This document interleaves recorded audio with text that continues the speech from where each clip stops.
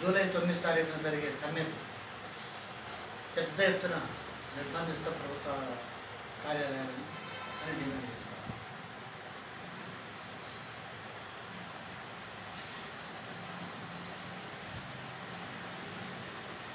Voice close అవ్వచ్చు. Okay, వ్యవసాయ పనులు ప్రారంభమైనవి. వర్షాలు కూడా తొలకరి కంటే ముందుగానే ప్రారంభమైనవి. అందరూ దుక్కులు దున్నుకుంటున్నారు, నార్లు కూడా పోసుకుంటున్న పరిస్థితి వస్తూ ఉంది. ఇంకొక 20-25 రోజులు అయితే నాట్లు కూడా వేస్తారు. ఇంతకుముందు గతంలో ప్రభుత్వం కూలి నాట్లకెంత, కలుపులకెంత, కోతలకెంత, నూర్పిడికెంత అనే పట్టికను వేసి ప్రతి గ్రామ పంచాయతీ కార్యాలయంలో అంటేస్తుండే. ఇప్పుడు ఆ పని నుంచి విరమించుకుంది ప్రభుత్వం.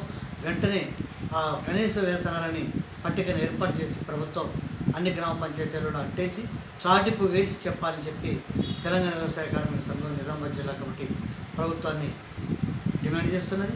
అంతేకాదు, వ్యవసాయ పనులలో యంత్రాలు రావటం వల్ల ప్రారంభించిన ఉపాధి హామీ పథకాన్ని కూడా నిర్వీర్యం చేసే కుట్ర కేంద్ర ప్రభుత్వం చేస్తుంది. దాన్ని విరమించుకోవాలి. నిధులు మరిన్ని కేటాయిస్తూనే 210 దినాలు ఇస్తూ 600 రూపాయలు ఏ కొలతలు లేకుండా, ఏ ఆంక్షలు లేకుండా ఇవ్వాలని మేము డిమాండ్ చేస్తున్నాం. అది అమలు చేయకపోగా ఇప్పటికే పెండింగ్ బిల్లులు చాలా ఉన్నాయి. ఇగో పెండింగ్ బిల్లులు వస్తున్నాయి అని చెప్పి రాజకీయ నాయకుల మాదిరిగా మీరు వ్యాపారాలు పట్టించుకుంటున్నారు తప్ప దాన్ని విడుదల చేయడం జరగట్లేదు. అలాగే పేదల వరకు ఉన్నటువంటి వ్యవసాయ కూలీలు అందరికీ కూడా ఏదో నిబంధన అనేది కట్టొద్దు. ఎకరం భూమి ఉన్న వాళ్ళకు కూడా అమలు చేయట్లేదు.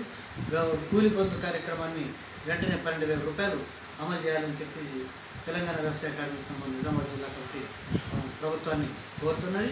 ఈ కార్యక్రమాలు ఏదైనా అమలు చేయకపోతే, భూభారత చట్టాన్ని కూడా సక్రమంగా అమలు చేసి పేదలకు లక్ష్యం జరగకుండా చూడకపోతే జూలై 9 తారీఖున సార్వత్రిక సమ్మెలో భాగంగా తెలంగాణ వ్యవసాయ కార్మిక సంఘం కూడా పెద్ద ఎత్తున జనాన్ని సమీకరించి నిరసన కార్యక్రమం తెలియజేస్తామని హెచ్చరిస్తాము.